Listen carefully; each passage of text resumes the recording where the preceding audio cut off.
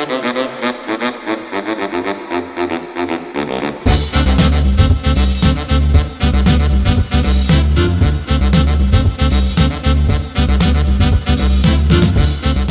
les franchises et bienvenue dans cette nouvelle vidéo des NBA Franchises sur la chaîne de Clutch Time. Nous sommes très heureux de vous revoir aujourd'hui et je vais dire bonjour à mon acolyte de toujours. Salut Simon. Salut Tedesco, c'est un plaisir de te retrouver aujourd'hui. C'est un plaisir partagé.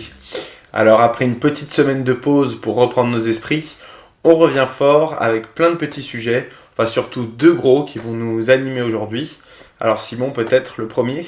Eh ben, on va déjà commencer par faire un point, puisque forcément, vous avez vu la dernière vidéo, on a fait un peu nos pronostics pour les All-Star Games. Et effectivement, les remplaçants sont sortis. On va enfin pouvoir voir un peu ce qu'on avait pronostiqué, ce qu'on a eu, ce qu'on n'a pas eu, et puis nos réactions.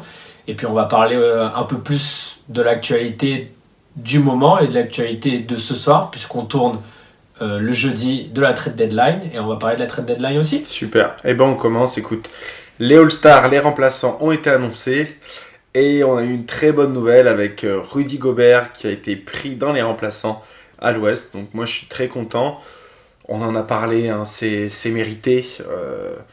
Il n'y a pas trop de surprises à l'Ouest en plus, vraiment je pense que c'est la continuité de sa très bonne saison. Effectivement, pour moi, c'était dans les locks. De toute façon, il y avait peu de discussions là-dessus. Et là où les joueurs ont été où ça a été un peu plus tendu, c'était sur d'autres postes. Mais voilà, lui, c'était un lock pour plein de raisons. On en a parlé dans notre précédente vidéo. Et c'est une superbe récompense pour lui. Et enfin, un Français à All-Star Game. Oui, il le mérite. On a vu sa réaction sur les réseaux. Il était très content. Toute son équipe était très contente.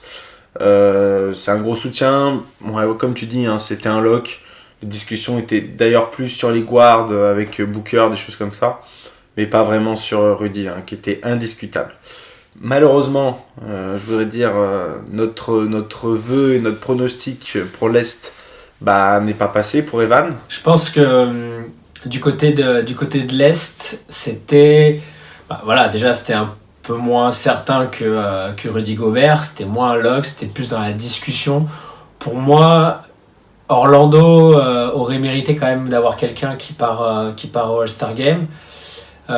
Lui, on l'aurait mérité aussi par ses performances. Après, effectivement, je pense qu'il manquait un peu de scoring, peut-être ça manquait un peu de highlights. On sait que les Américains aiment bien les highlights. Evan en avait moins que les autres années, en avait moins que d'autres joueurs. Donc ça a été un peu juste, et malheureusement c'est pas passé. Mais il est encore jeune et il pourra encore prétendre, et j'espère qu'il ira un jour. Oui, on voit bien comment ça s'est passé, hein. C'était très serré, ils n'ont pas forcément récompensé toutes les équipes playoffables, pardon. On voit qu'il n'y a personne pour Orlando, la même chose pour Brooklyn, hein, pas d'Irving, pas de Dinwiddie. Donc forcément, pas de Bradley Beal dans une autre catégorie de joueurs. C'était très serré, Middleton a fait son trou aussi. Toi, tu en avais parlé, hein, que tu trouvais bien Middleton. Moi, je le mettais pas forcément dedans. Donc tu as eu plus raison que moi sur le coup, hein. Moi, je mettais Beal et pas Middleton. Et Dinwiddie aussi, donc tu vois, tu as été plus clairvoyant que moi sur ces All-Stars à l'Est. Moi j'aurais mis Booker à l'Ouest aussi, donc voilà, après on tente des coups. Je pense qu'il y a eu des déceptions de toute façon des deux côtés, hein. Bill a été très déçu et il l'a bien montré sur le terrain par la suite. Il a fait des gros cartons pour bien montrer à tout le monde qu'il le méritait, mais c'est bien. Il faut aussi que ça tourne, il faut aussi que d'autres joueurs puissent y aller, et j'espère que cette non-sélection va motiver Evan à poursuivre et à aller en play-off avec son équipe et à poursuivre dans ses performances pour y aller l'année prochaine. Écoute, on attend que ça, Evan, l'année prochaine. S'il continue sur sa lancée et que le Magic aussi, pourquoi pas. Carrément. On a vu aussi que la NBA avait fait un hommage à Kobe pour ce All-Star. Donc il va y avoir des règles un peu différentes, une équipe 2 en hommage à Gianna, une équipe 24 en hommage à Kobe, et puis des cartons qui vont se passer où chaque carton devra être gagné par une équipe pour faire des dons à une association. Honnêtement, les hommages avec les numéros, j'ai trouvé ça très bien. Les cartons, je trouve que c'est n'importe quoi, mais bon, on verra ce que ça donne. Ils se disent peut-être que s'il y a des assos derrière et des dons à faire, les joueurs se donneront peut-être un peu plus pour pouvoir faire les dons, j'en sais rien. À voir. On verra bien ce que ça donne. Moi, regardons avant de critiquer. Je suis plus excité par ce qui s'est passé ce soir et surtout ce qui s'est pas passé ce soir. Et oui, parce que bon, ce soir on tourne, il est 21h30, donc fin de trade deadline, et on a été étonné ou pas, mais aucun Français a été échangé alors qu'on entendait parler de Franck Ntilikina, Elio Kobo dans des rumeurs de transfert. Donc pas de trade sur ces Français. Ouais. Donc juste, on est obligé d'en parler. Dès le début de soirée, on a eu D'Angelo Russell qui est parti à Minnesota en provenance des Warriors avec Omari Spellman, Jacob Evans. Et les Warriors qui récupèrent Andrew Wiggins et le premier tour de draft 2021 de Minnesota protégé 1-3. Qu'est-ce que tu penses de ce trade ? Je pense que... Pour moi, c'était attendu dans le sens où Minnesota voulait vraiment D'Angelo Russell. Les Warriors étaient prêts à le lâcher contre des bons assets. Je pense qu'ils ont eu ce qu'ils voulaient et Minnesota était prêt à beaucoup pour avoir Russell et pour réconforter leur franchise player 4. Donc moi, je trouve que c'est un bon deal et effectivement, Minnesota se renforce quand même énormément avec un énorme joueur, donc à voir. À voir. Moi, il y avait les Knicks qui étaient dessus, donc je sais pas si t'es un peu déçu. En début de semaine, on parlait des Knicks qui étaient dessus, avec des Ntilikina, du Marcus Morris qui aurait pu être échangé. Je suis pas déçu parce que je pense que c'était pas trop dans l'idée de reconstruction avec des jeunes, même si Russell est encore très jeune, mais je pense que c'était pas dans l'idée et peut-être que les Knicks n'étaient pas prêts à tout bazarder pour récupérer Russell qui avait peut-être pas envie aussi d'être à New York. On sait que les Knicks ont plus l'attractivité d'antan, donc je pense que des deux côtés c'était compliqué. Oui, puis en plus les Knicks avec les changements de président basket, c'est sûr que ça donne pas forcément envie. Après sur un trade, c'est pas toi qui décides, hein. Mais aussi peut-être que les Knicks ils avaient autre chose à penser. Quoique, parce qu'ils ont échangé Marcus Morris, qui était leur meilleur joueur depuis le début de l'année, un peu. Ouais. Qui part aux Clippers. Ouais. Qu'est-ce que t'en penses ? Super asset pour les Clippers, hein. C'est un très bon joueur. Il va leur apporter beaucoup en sortie de banc. Je pense que surtout pour les playoffs, ils vont pouvoir faire un bon push avec lui derrière. Il va bien apporter derrière Leonard et Paul George. Mais je pense que les Knicks auraient peut-être pu récupérer un peu plus parce que je sais que les Lakers étaient aussi dessus et je pense qu'ils auraient pu faire peut-être un peu monter plus les enchères. Après, c'est un contrat de 1 an juste pour faire le push en playoff. Donc c'était peut-être compliqué de récupérer plus que ce qu'ils ont eu, mais voilà, ça va jouer le tanking jusqu'au bout maintenant. Ouais, il récupère Moarkless, qui est un bon joueur, moi je trouve. Et un premier tour de draft, c'est pas trop mal hein, pour un joueur qui avait signé, on se rappelle, un peu au dernier moment au Knicks. Ouais, pour un contrat d'1 an, il y avait aucune garantie de le renouveler, même si il a beaucoup rappelé qu'il aimait les Knicks et qu'il voulait rester à New York. Mais bon, on sait ce que c'est. Hein. Ça voulait rien dire, donc il y avait aucune garantie. Donc bon, c'est quand même intéressant de récupérer un joueur Moarkless et puis un tour de draft, même si la draft n'est pas extraordinaire cette année, ça reste dans la continuité des jeunes joueurs à récupérer de la construction et de la reconstruction et de la reconstruction. On est d'accord. Après, d'autres choses qui s'étaient passées plus tôt dans la journée, même hier, C'est Iguodala qui part à Miami avec Jay Crowder et Solomon Hill. En échange, Justin Winslow, Ça va John être lourd. Waiters et James Johnson, mais qui ira pas à Memphis, qui est reparti tout de suite. Miami prend des armes pour les playoffs, quoi. Et puis voilà. Ouais, là ça va être... Miami fait clairement un step-up pour les playoffs et il y a quelques équipes à l'Est, à mon avis, qui commencent à s'inquiéter un peu parce que ça va être très compliqué. Je pense qu'avec l'apport de Iguodala, ça va être compliqué. Ah, la guerre est déclarée. Ouais. Plus tôt dans la semaine, juste pour en parler comme ça, il y a Capella qui est parti aux Hawks et les Houston Rockets qui partent en small ball total. Ouais. Ça va être marrant à voir jouer. Total roue libre. Ouais, je pense que ça peut être très drôle. Hein. Ça va courir, ça va être... moi, je suis intéressé. Combien de points ils vont se prendre par match, ça, c'est une autre question. Mais au moins, ils font leur idée jusqu'au bout. Et c'est pas plus mal pour eux où toute la ligue trouve leur jeu bizarre, un peu trop stéréotypé, pardon. Donc pourquoi pas. Ouais, à voir, on va voir. Ça va être très intéressant à voir. Non, il y a pas mal de moves en fait qui sont excitants de les voir jouer et de voir ce que ça va donner. C'est assez excitant. Et justement, comme tu disais, il y a beaucoup de joueurs, il y a des joueurs français qui étaient dans des rumeurs, qui ont pas bougé.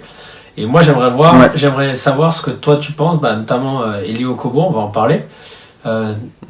Il devait partir, au final il reste. Est-ce que tu aurais aimé toi le voir partir, et si oui, dans quelle équipe, dans quel roster?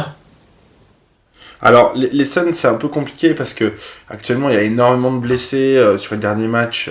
Ils jouent à 3 remplaçants à peine, tous les titulaires font 40 minutes. Enfin, c'est vraiment on est vraiment sur une équipe où il y a énormément de blessés, donc ils font pas de résultats.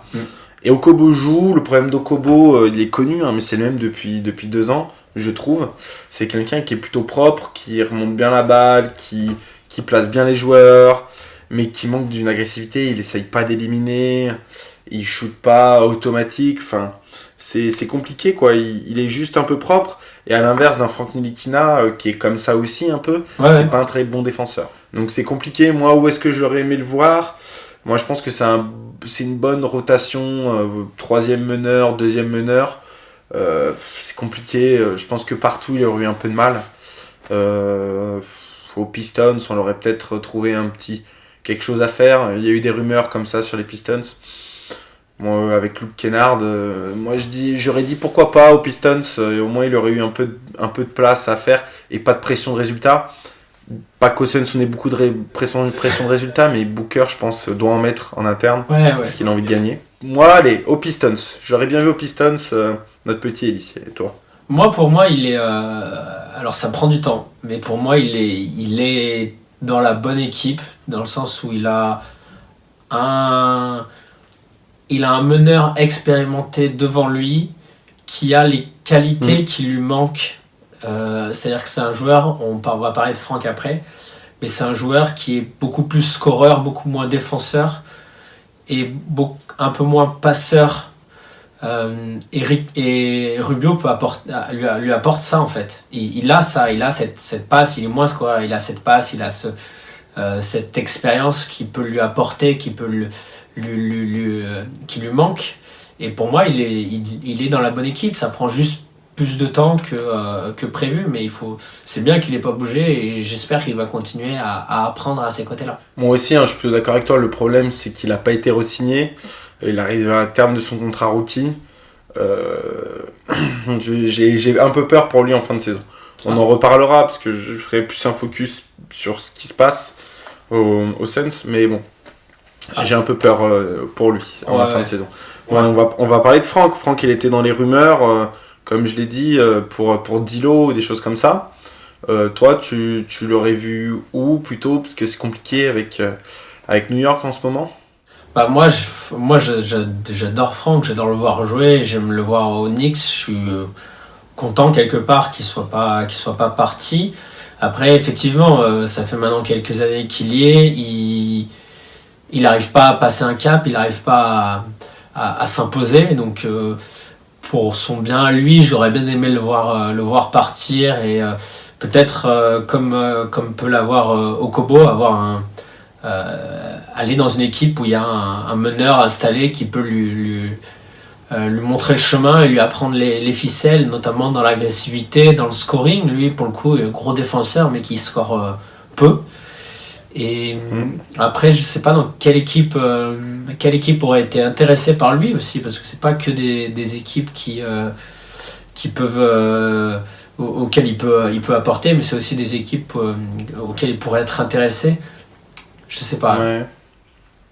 Moi, tu vois, il était dans les rumeurs pour D'Lo. Ouais. Je trouvais que pour les Warriors, c'était un bon fit en meneur défenseur comme ça. Curry va revenir, il l'a annoncé pour mars, histoire de se préchauffer un peu pour la saison prochaine. Il n'y a plus une Sean Livingstone pour défendre, qui était son gros poste. Tu vois, quand Curry va se reposer, tu laisses Klay Thompson et Frank Ntilikina sur le backcourt.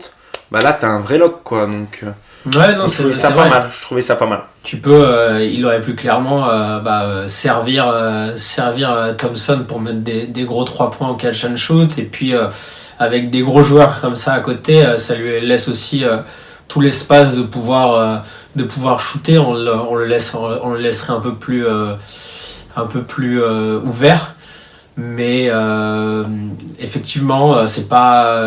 Ça aurait pu être un bon asset pour lui l'année prochaine, mais c'est vrai que c'était un peu le qui tout double, quoi. C'est-à-dire que si ça marche, c'est énorme. Si ça marche pas, après il peut vite se retrouver à vraiment plus jouer chez les Warriors, parce que eux derrière ils vont enclencher avec les playoffs l'année prochaine et tout. Alors que là, chez les Knicks, au final, tout le monde est nul, donc de toute façon, tout le monde joue un peu. Donc il continue à jouer, il a encore l'opportunité de pouvoir montrer, d'essayer de trouver des atomes crochus avec Robinson pour les alley-oop, avec R.J. Barrett pour le scoring. Bon, je sais pas s'il y a... Je pense qu'il y a de moins en moins d'équipes aussi qui sont intéressées, et que c'était peut-être compliqué de l'envoyer quelque part. Oui, après, clairement, que ce soit Eli ou Frank, c'est pas des mecs qui ont une grosse valeur marchande au niveau du trade. Hein. Donc Eli il vaut rien, donc t'as pas de salaire à dumper avec lui. Frank il vaut pas grand chose non plus au niveau salaire, je veux dire. Ouais, bah ouais. Donc bon, c'est sûr qu'il y avait pas de grosses demandes, je pense, pour eux. C'est une certitude. Ouais, après Frank il est en fin de contrat aussi, hein. Je crois que c'est il a eu sa saison rookie, il est dans la 3e année. Je pense que je sais pas ce qui va se passer pour lui à la fin de l'année, à voir avec les Knicks qui vont faire. Il y avait peut-être Evan aussi qui aurait pu éventuellement bouger. Ouais, Evan, il était pas trop dans les rumeurs ces dernières semaines là. Il y a un petit mois, il était dans des rumeurs. On parlait de lui à la place avec DeRozan, ouais, pour un échange.